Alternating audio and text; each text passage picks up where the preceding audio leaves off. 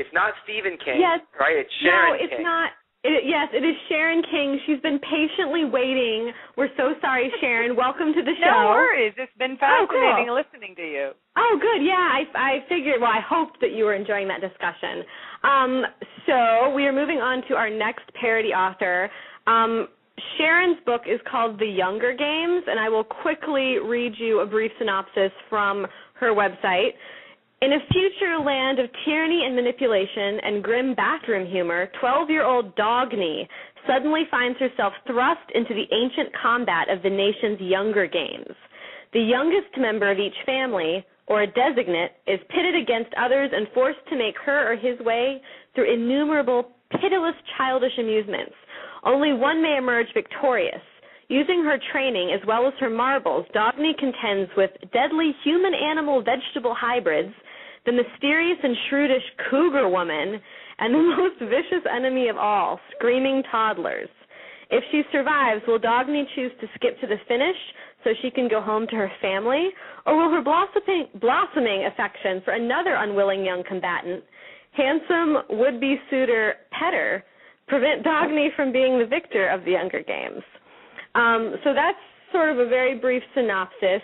You can go to theyoungergames.com and learn more. But, Sharon, we just read this kind of very brief plot summary. How would you sort of sum up your parody in a nutshell? Well, What If starts out all, speculative fiction. So my inspiration came when I just made a chance remark to my husband, it should be the Younger Games, and it should be all these children playing death, Simon Says, or hopscotch, or just, the smallest kids you can get away with that actually can play games, and I deal with that, and they're forced into this combat because somebody got his nose out of joint that was in power, and then they make these kids fight these death matches. What would that look like? What would a society that could do that look like? And how would the kids react? And thinking, I don't have kids, but I've been around them a lot. Little kids, they can be skittish, they can be shy, they can shriek, they're easily distracted, they tease each other, they make each other's lives a living hell. And then the older kids, they'd be taking charge and being kind of protective. And the kids are the kids, and they're wanting to play the games until, whoops, they die. And that's, pretty much what happens. I mean, there's a lot of other stuff. I do have to say, my parody is a parody of the genre, not just specifically the Hunger Games. So okay. There's been a little confusion about that. But it really goes, from the lottery to the most dangerous game to back to the Minotaur legend and right.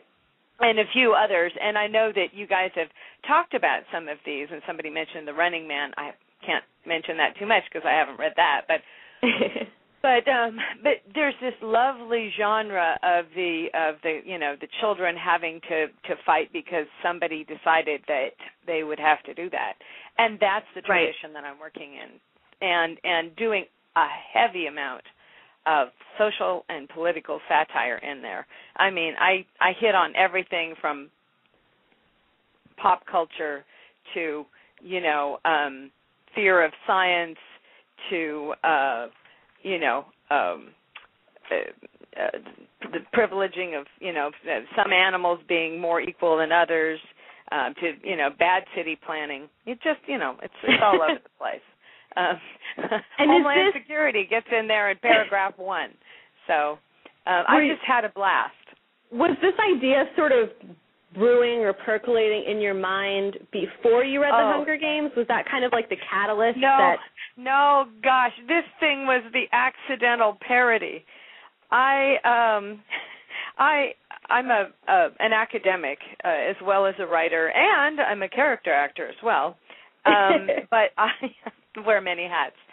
I had been recommended to read the trilogy by a friend of mine, and I did. And then she persuaded me to write a proposal for a very serious and rather grim, I must say, academic paper for a collection of scholarly essays, which got accepted, by the way, and that's going to be published, I think, next summer by McFarland. I'm not sure what the title is, and I can't really talk about my paper too much, but in the midst of writing the proposal and then writing the paper, it was so sad and morose, and I was getting suicidal, and I decided that it came to me to kind of turn to comedy to kind of balance things out. Much better idea than slitting my wrists, I thought. So so I did, and it just sort of burbled out of me, and I started the story thinking, well, I'll take the same basic idea, and then I got sort of taken over. I was possessed by this little heroine, Dagny, which is a terrible pun on another heroine in an Ayn Rand novel. But her voice just got inside my head. When I saw the name Dagny, Dagny Taggart. You got that. That was my okay, immediate thought. And then Petter was just too easy. I mean, some of the names are fun. I mean, Hamish is Samich, and President Snow is Groppel, which is a terrible pun on the German word for this. Well, it's now in English, but it's this sleety hail stuff that it just is kind of just awful when it falls on you, and you don't want it. We don't really get it much here in Southern California, but in any case, and we've got the Bluebell, the daddy long legs instead of Buttercup the cat, and things like that. We've got little Stew instead of Rue, a girl named Stew.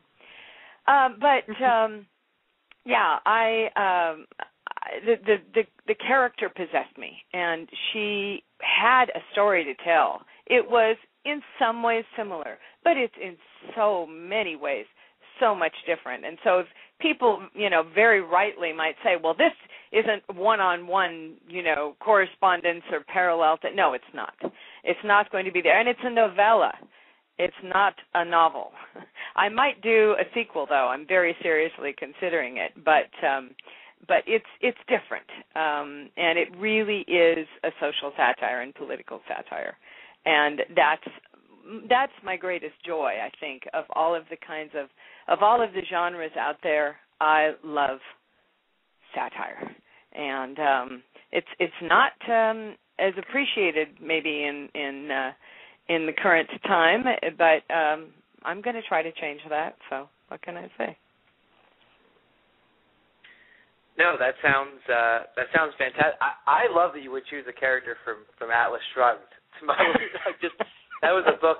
I know that's a little off topic, but I just have to say one quick thing about that. Did you hear about what happened with the Atlas Shrugged movie and the DVD pullback?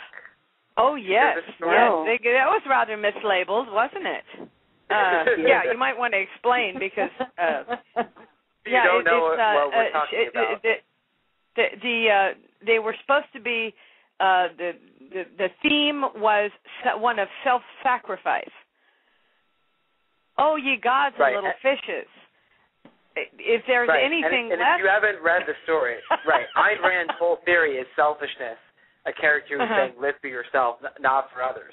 So it was complete, not to mention that the movie was carrying like a 4% on Rotten Tomatoes, and it was very disappointing that I was excited for it, and it might have trouble doing a sequel for that one.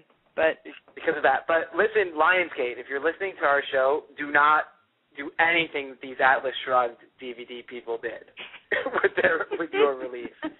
That's to do the opposite of what they say. So I'll work the best as a proofreader. I'm good at proofreading.